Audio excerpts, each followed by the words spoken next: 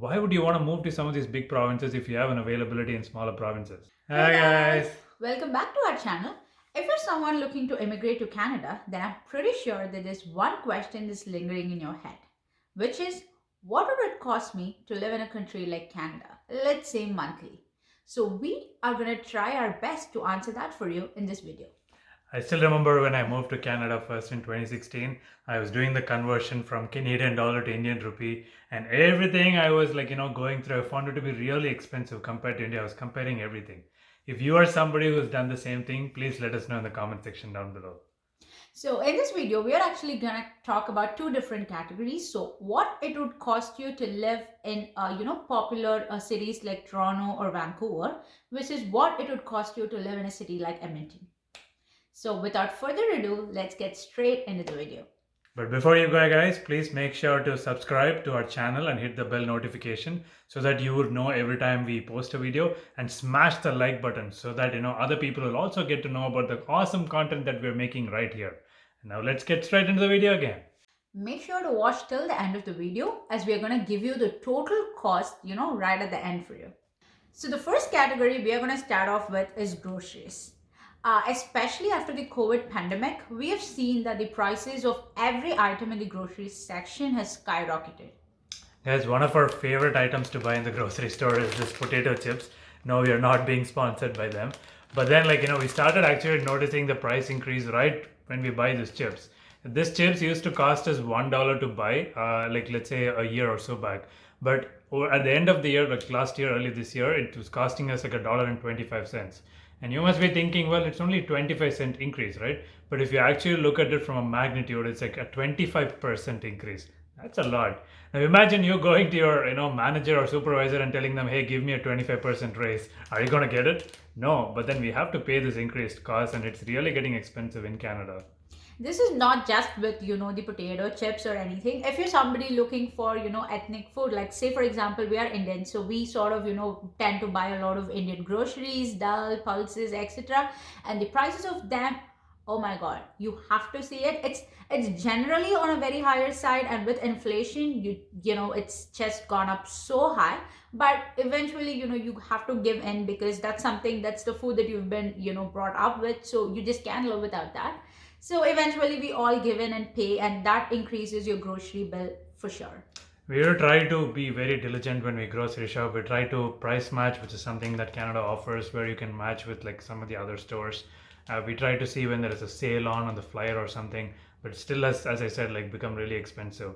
So depending on which region you live, the cost might vary a little bit. But let's say if you're somebody who's planning to move or is already living in a place like Toronto or Vancouver, we estimate that it should cost you around $700 a month for groceries, especially if you're a non-vegetarian. And if you're a vegetarian, this cost may reduce a little bit because the cost of meat would probably be exempted from the calculation. Now the same would cost lesser, around 600 bucks if you live in smaller cities like Edmonton or Winnipeg, etc. There's another way through which you can be diligent about your groceries is if you're a family of say three or more, then you can buy products in bulk which are non-perishable. So typically places like Walmart and Costco will give you offers if you tend to buy things in bulk. So that's one way for you to save items. But if you're just a single person, then we ideally don't recommend going to Costco and buying stuff in bulk, because most of the time we ourselves have felt that most of the things go bad and we have to throw them away. So the next cost we want to talk about, guys, is transportation. And this is going to differ based on if you decide to take public transit versus you deciding to buy a new or a used car. So if you're going to take public transit, then the cost is typically going to be lesser than you owning a new car all for yourself. That's because typically you don't have any extra costs like fuel or insurance, etc. But if you have a car, then that's definitely something that's gonna incur, and it's gonna be on a higher hand. Now, we've been to major cities like Toronto and Vancouver, and we found that the public transit system is really well connected, and it also helps you, avoid the traffic a lot. So, we would definitely recommend that, you take public transit in these large cities. The cost for a monthly pass in Toronto costs around like $185, and in Vancouver, it's around like $156. So, that sounds reasonable just for public transit. Now, if you were to do the same in a smaller city like Edmonton or Calgary, this monthly transit pass was going to cost you around $100. But obviously, connectivity is going to suffer. When I moved to Edmonton for the first time, we did use public transit as a start, but we eventually bought our car because we found that public transit is very hard, especially during winters. So, because standing under the cold in open area, and buses sometimes not coming on time, and even if you were to take the subway, it sometimes is not very safer. So, if you're in a smaller city, especially where the connectivity is not so great, that's where you need to buy a new car. Now, if you decide public transport is not your choice and you're going to buy a new car, then congratulations. However, you have two choices in there. So you can either, buy a used car or you can go for a new car. Now, what we recommend to you is to buy a used car for various reasons. One being the cost of a used car and new cars are quite atrocious. Now, guys, can you imagine the price of a used car these days? When I was taught about like financing and just how to buy a car, I was always told that cars go down in value. But when we bought our car last year, and if I were to sell it this year, I actually will make a profit. Can you imagine that? So crazy. So even with those crazy high prices, it is nothing compared to what a new car will cost you. So if you're new to this country, please make sure to buy a used car, not only for the cost perspective, but also because you'll need time to get used to driving in these conditions, right? It's not easy. Like there's snow, winters, there's ice on the road. So it's not an easy thing at all. So we definitely recommend a used car. Yet again, if when you're buying a car, if you decide to pay the cost upfront, then that's going to save you a huge chunk of money from your monthly costs. So because you don't have financing, you don't have any of those costs that's going to be added to your monthly cost. So that's one way how we bought our car. So we paid it upfront, so we don't have to deal with any of this, and you will have more money in your pocket than you ever think. Now, if you decide to buy a 2000 model Toyotas or a Honda, then it will cost you roughly around $7,000, which obviously, as Priya said, you will just pay outright and it won't be a monthly cost.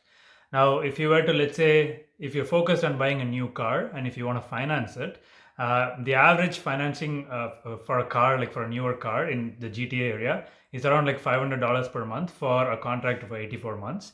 And if you do a similar thing in Edmonton or Calgary, it is going to cost you obviously $550. And this price difference is basically because in bigger cities there is more supply of these cars versus smaller cities. So the pricing is obviously cheaper in these major cities. Our recommendation to you is, if you're somebody who is just looking to go for work and come back, and if you have a really good transit connectivity in your area, do go for it, no worries. But if you're somebody who's living in very remote parts of Canada, and you have to travel for more than half hour and you don't have pretty good connectivity, and you have a bigger family, etc., then you can consider buying a car. But again, used car is our option, but you can just choose whatever works for your financial conditions. So, guys, the next cost we want to talk about, and something that you all would have been waiting for, is housing.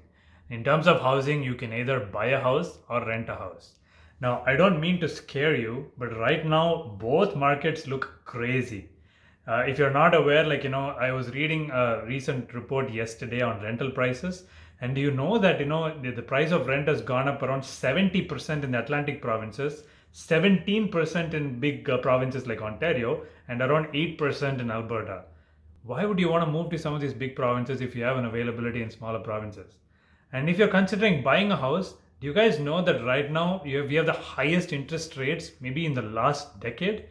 And so housing demand has completely gone down. It's not a great time to either be buying or renting a house. Now, to keep things simple for you, let's just assume that you're planning to rent a one-bedroom apartment, pretty close to your working area, or your children's school or anything. And the cost of one-bedroom apartment per month in Edmonton would cost you about 1,100 Canadian dollars, while the same in Toronto might cost you 2,500 Canadian dollars. Now, this is a huge difference. So obviously, living in a very big city is going to cost you a lot of money, irrespective of where you live. But in smaller cities, rent something that can be pretty affordable. Now, this rent might vary depending on, let's say, if, especially in the Toronto or Vancouver area, you decide to stay in the main city or downtown, versus, let's say, you stay in Scarborough, Mississauga, or like in the Vancouver scenario, like Surrey or Delta or some other regions. So obviously, this is going to change. And the same thing happens in smaller cities, right? Like if you want to stay in suburban areas, the price might vary a little bit. But what we provided here is roughly around what the average costs are. Now, one thing that we will recommend is that please make sure that you keep this rental cost to less than 25% of what you take home, so that you'll have enough money to be able to afford other things. Everything is becoming expensive, as we told you, and so you would definitely need to store some cash away for these reasons. In our personal experience, although we said that the cost in Edmonton for a one bedroom apartment is 1100, we were able to find an apartment for 800 bucks, and that's simply because we were not people who were looking for some extraordinary expensive full furnished apartment or anything. We were just looking for a livable condition and a pretty good apartment pretty close to our workplace, and that's definitely something that you can negotiate or find. And there's one more thing that we found helpful is sometimes not all these rental apartments come online. So if you have some time in your hand, just take a stroll in your street or your locality, because you might definitely find some older apartments which might not be online but are ready to offer you for a good price. Now that we have seen some of the major costs, that you might incur when you move to Canada, let's see some of the other costs which is absolutely essential for you. In that category, the first one is your mobile plans. Did you guys know that Canada has one of the highest mobile phone plan in the world? Absolutely, guys. If you're looking for something cheaper, that's not here. So that's mainly because there's not a lot of competition, and that is also because we have comparatively lesser population. So the four main brands that operate across Canada are Rogers, Bell, Telus, and Shaw. They also have discounted brands such as Virgin, Fido, Kudu, and Freedom, and all of them have sort of different price points based on how we approach them. What we found from our experience is it's not worth going for some of the bigger brands plans, specifically because they tend to be more expensive, and unless you are, let's say, given this plan by an employer, or you have an obligation to go to these some of these bigger providers, we recommend you stick to the discounted brands. And we both use Fido as our telecom provider, and we pay roughly around $40 a month for around 10 gigs of data that we use over the course of the month. We also saw that if you we decided not to go to, let's say, a provider like Freedom because of connectivity issues, especially outside of the main city centers. Although Freedom is set to offer the cheapest price, like even we know that they offer somewhere close to 40 bucks for more data. It's just the reliability that we were not ready to give up on. And also, guys, there's something that you can think about is all of these providers have their own loyalty. So if you stick with them for over a period of time, then these are some prices that you can absolutely negotiate with them on. And a great time to get some of these phone deals is during Black Friday. Black Friday is becoming so famous across Canada right now that they all offer amazing deals on phone plans and also on phones. So if you do decide to purchase a phone, that cost would be on top of what your already plan is. And a great time to buy would be Black Friday. So definitely do go out there. And if you don't have an awesome deal, this is a great opportunity for you to get that deal for yourself. So guys, if you're somebody new to Canada and are looking for a phone plan, then we're going to leave a link down in the description box below for our Fido reference link. And this will help you set up your phone plan and also get a $50 bill credit towards your new plan. So please do use the link if you can. We are not sponsored by Fido, but this is an opportunity for you to help save some money on your phone plan. So the next cost we want to talk about, guys, is the cost of utilities, and this includes a cost for your heating, electricity, and water. Now, if you're deciding to rent a one-bedroom apartment anywhere in Canada, most of the times, heating and water are generally included with your plan, and sometimes even electricity might be included. In other cases, the landlord might decide to, charge you a flat fee for all of this, and they will generally try to cover this through the rent. The climate change has really impacted Canada, and the winters have become harsher in terms of how cold it is, and summers have become really warm. So a lot of people have started to use air conditioners. And obviously, when in these extreme temperatures, the cost for utilities will also vary based on how much you're using these.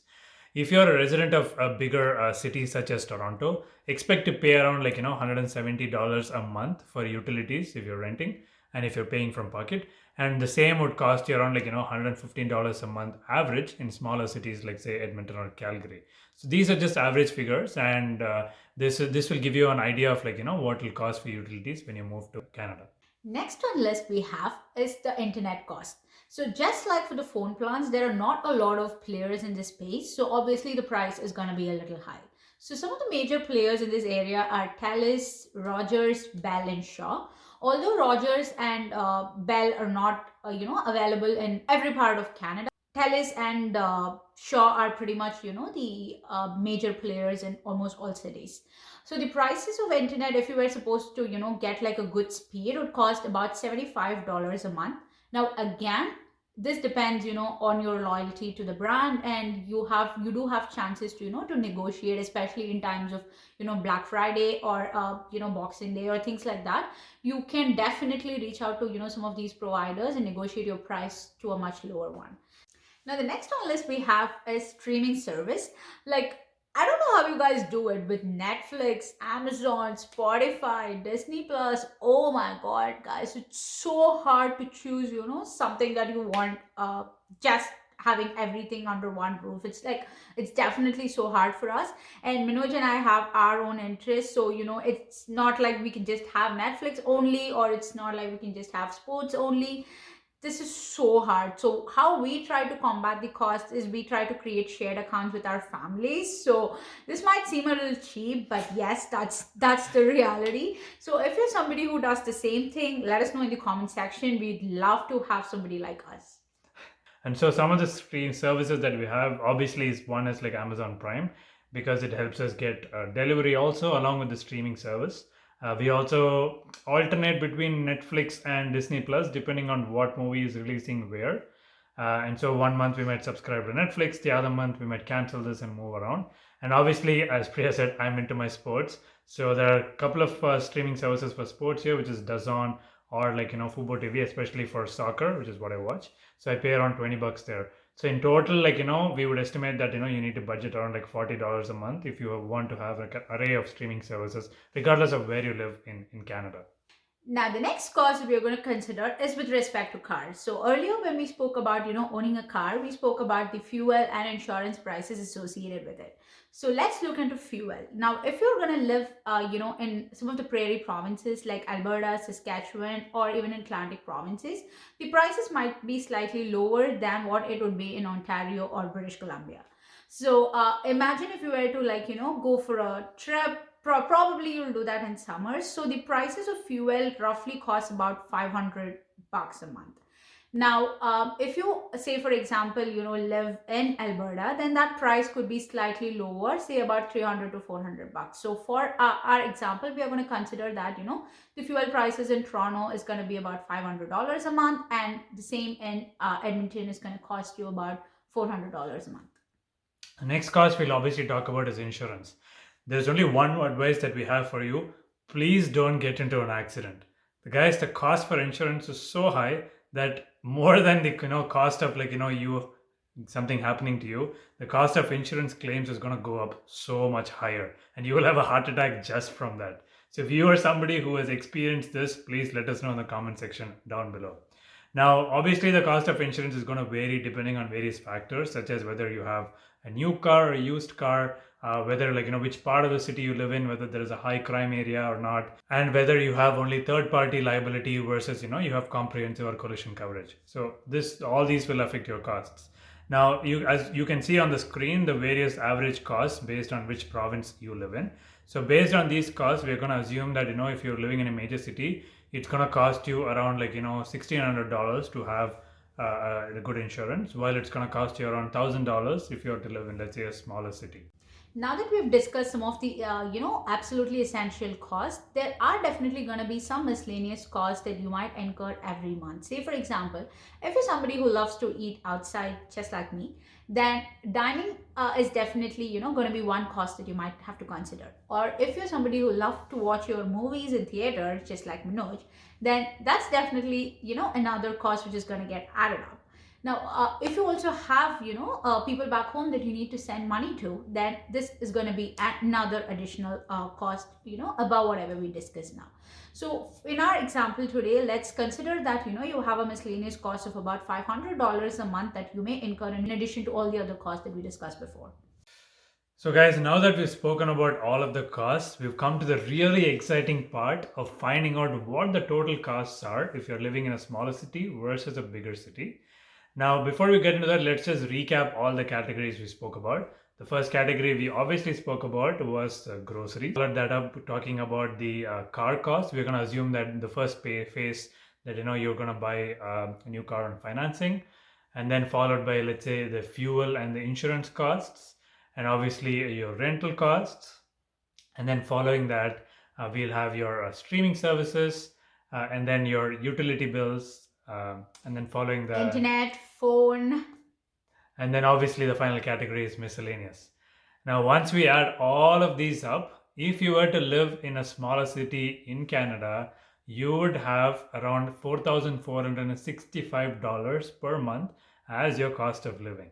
But if you're somebody who's looking to live in a bigger city like Toronto or Vancouver, then it's going to be 6,625 Canadian dollars. Now, let's say if some of you decide not to choose the car option, but instead decide to go the transit option, you're definitely going to save a ton more, and you can find those costs right on the screen right here. Now, we do understand that sometimes these costs must be maybe higher or lower, but I think we're fairly confident that these would be the average costs depending on where you live across Canada, in a smaller city or a bigger city. If you feel like there are any services or any things that we've missed, please let us know in the comment section down below.